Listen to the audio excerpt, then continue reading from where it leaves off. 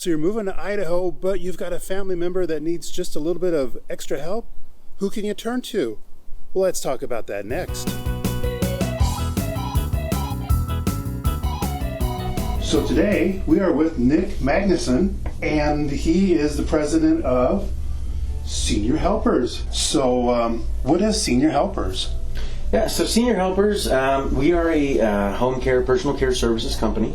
So we are basically your alternative to an assisted living or a nursing home.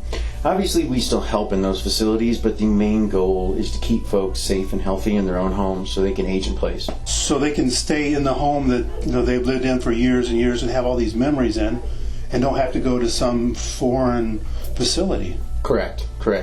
Wow. So we have a team of highly trained caregivers that we obviously do background checks and all those things on, and then we have in-home training that is exclusive to Senior Helpers. Mm-hmm.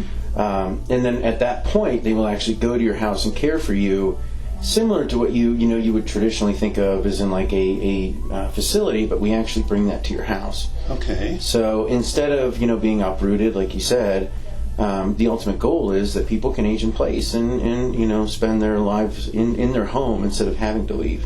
If I was to send some relatives to a facility, I would always be worried about them, and are they getting the right kind of care, and they're all out there by themselves and in a strange place. But if they're staying at home and you come out, or your people come out and take care of them, check on them, that would certainly give me a pretty good feeling that my family members are being taken care of. Absolutely. I mean, we're a full service agency, so we handle everything. And that means, so let's say, give an example, let's say you call us and mom needs help. Mm-hmm. At that point, we'll actually go out and we'll do an assessment, which is free. And I'm actually a registered nurse as well. I know some of these are, and some of them do have healthcare personnel that run them, but by and large, us nurses running these is not very common. Mm-hmm. But that, I feel, has given us a good advantage because I can use a lot of those skills I acquired in the hospital to assess your loved one. For example, it seems like mom's functional mobility is not as good as it used to be. Maybe she's having trouble walking or transferring out of the restroom or getting out of bed. And so those are targeted interventions that we can make to keep her safer in that house. So I feel that a lot of that nursing judgment over the years has allowed us to make much better interventions and create better care plans for our folks. The name of the game in reality, what we're really trying to do is keep you out of the hospital. Mm-hmm. We want to keep you healthy. We want to keep you safe because, unfortunately, and I'm an old hospital nurse, so I'm not dinging on hospitals here. They're wonderful places when you need them. When you need them. But the reality is, after a certain age, going to the hospital is associated with higher rates of mortality. And so if I can keep you safe in your house and keep you out of that hospital, there's a good chance that quality of life that you have is going to be greater. And so, we're a very mission-driven organization, and literally the only reason we exist is to keep you safe in your own home and to try to keep you out of the hospital as much as possible. So obviously the cost is going to be something. Comparing your service to going to a facility, is it about the same cost? So, it will depend. If you need care a few times a week, we are substantially cheaper than a facility. Mm. If you need full-on 24-hour care, then yes, at that point we do become more expensive than a facility. But the national average of care per day in an assisted living is 47 minutes. Mm. And that includes your shower time. And that shower time may only be 2 to 3 times a week. So, the reality is if you look at the value for the money that you get, we're a much better value. Mm-hmm. But, overall, if you're looking at, let's say mom needs help 24/7, 365, it does become more expensive. But the value you're getting for your money is much better. Okay.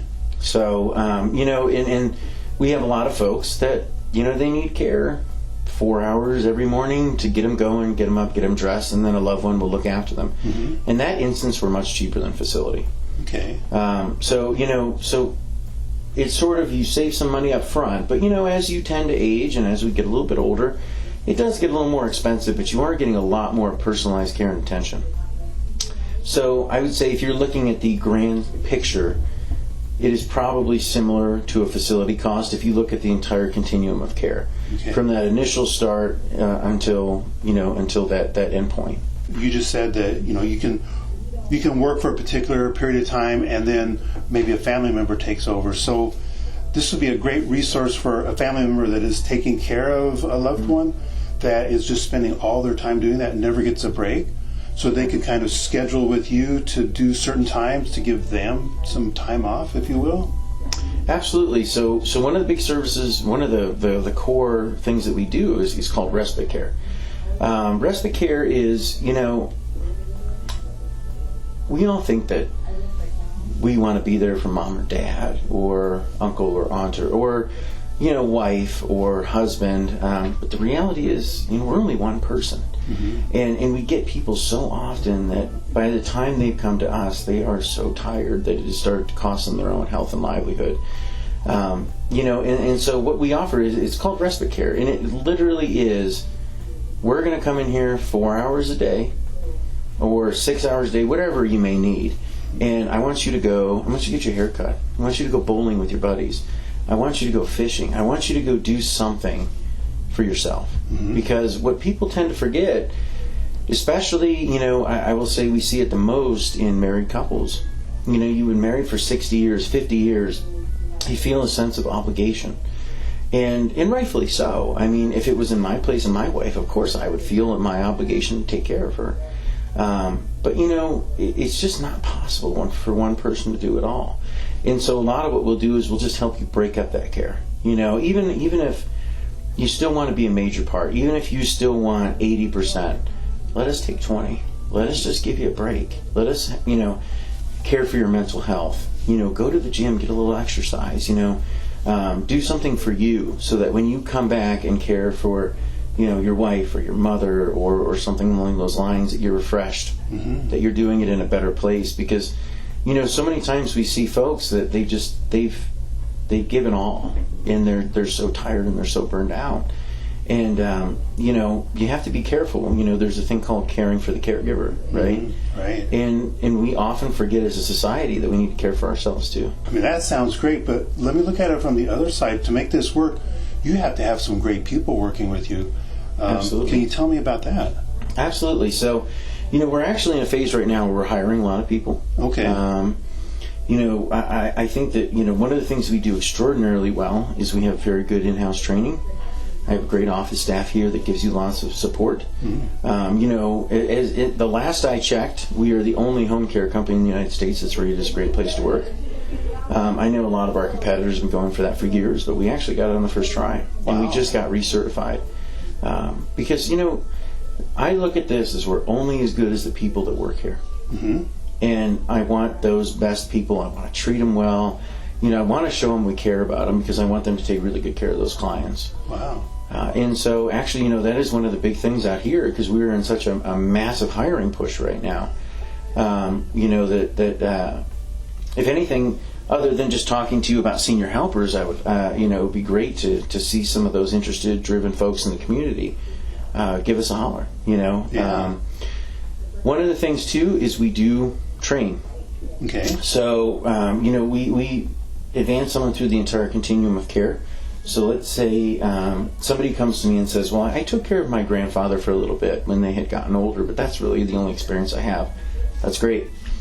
We'll start you off with some of our higher functioning clients. Mm-hmm. We're going to get you trained. We're going to bring you in the office. We're going to show you our dementia program, which is called Senior Gems, exclusive to senior helpers, designed by Teepa Snow, who's a legend in the Alzheimer's community. Okay. And we're going to train you on that, and we're going to show you how to transfer folks and all those things so that in several months, as we've done that training, then the next, when those folks come in, or your client, maybe they get a little sicker or they become a little less able, that you can also handle that as well.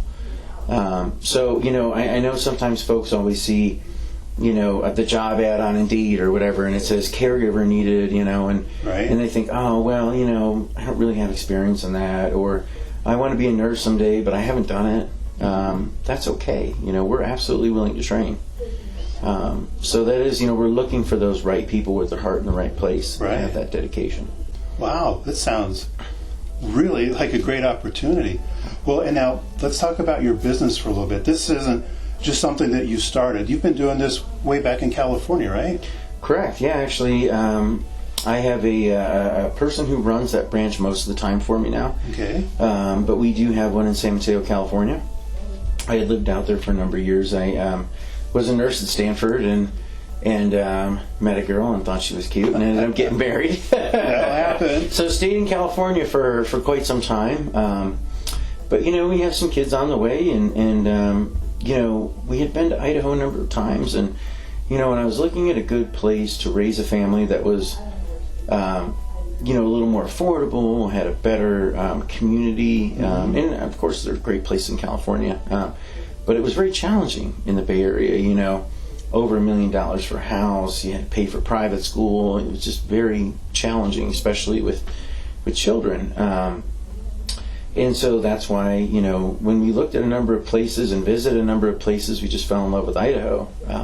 Idaho is it's sort of, and I feel like it's maybe changing a little bit, but it's sort of the best kept secret. Really? It's beautiful. The people are amazing. It's still pretty affordable. I know that this area's got a little more expensive, but if you look at, especially compared to California, it's still very affordable. Right.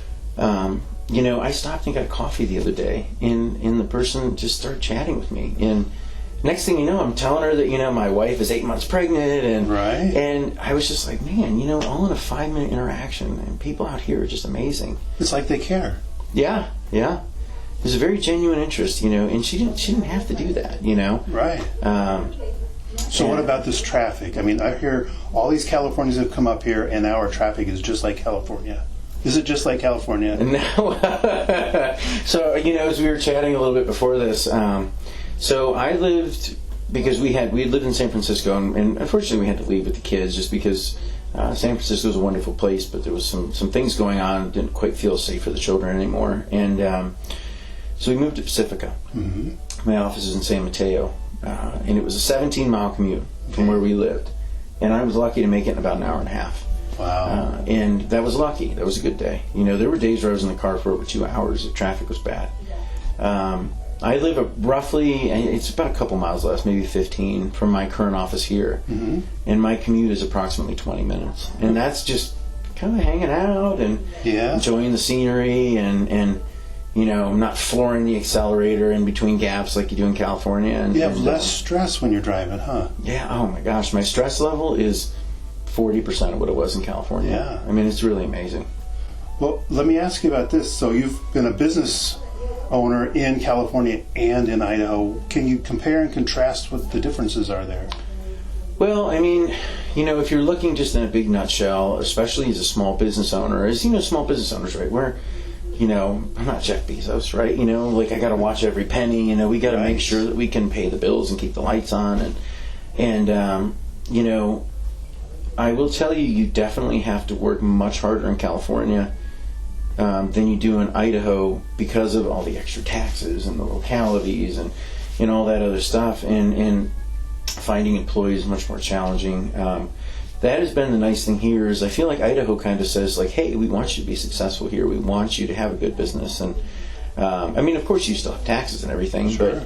But you can definitely tell there was some foresight into, we want this to be a state where people want to open businesses, and we want small businesses. That was the big thing. I had felt like at certain times in California is it's so geared towards massive tech companies, at least in the Bay Area. I know the rest of the state it may be a little different, but in the Bay Area, unless you're a massive tech company, you're living paycheck to paycheck, and you might be working your rear end off as a small business owner. Right. And here, it's still a lot of work. It always is as a business owner, but I feel like I get a lot more support in terms of the state is more understanding. I feel like the taxes are much more reasonable, and it's not 100% the other way. So there's a lot of, I feel like there's a lot of thought of, okay, we're going to pass this tax, but how do you think it'll affect small business? Mm-hmm. I didn't always feel that in California, Right. And I really appreciate that about Idaho. Wow. Well, Nick, it's been great talking with you today. Any final thoughts before we let you go? Not particularly. I think one of the big things, if I was going to give any advice to the folks out there, is Idaho's a wonderful place. People are wonderful. I honestly I can't really think of a moment where I regretted my decision to move here. The medical care has been great. My wife's new OB, because we're about to deliver a baby, has been wonderful. And if you're more of a people-oriented person, I think you'll get a lot of satisfaction of living here. My neighbor across the street, I met him for 30 minutes and he invited me to go hunting with him, Nice. And I was just like, it almost reminds me of like the America you sort of see in movies with the kids playing in the subdivisions and the neighbors know each other and they have dinner parties and it's been a wonderful experience.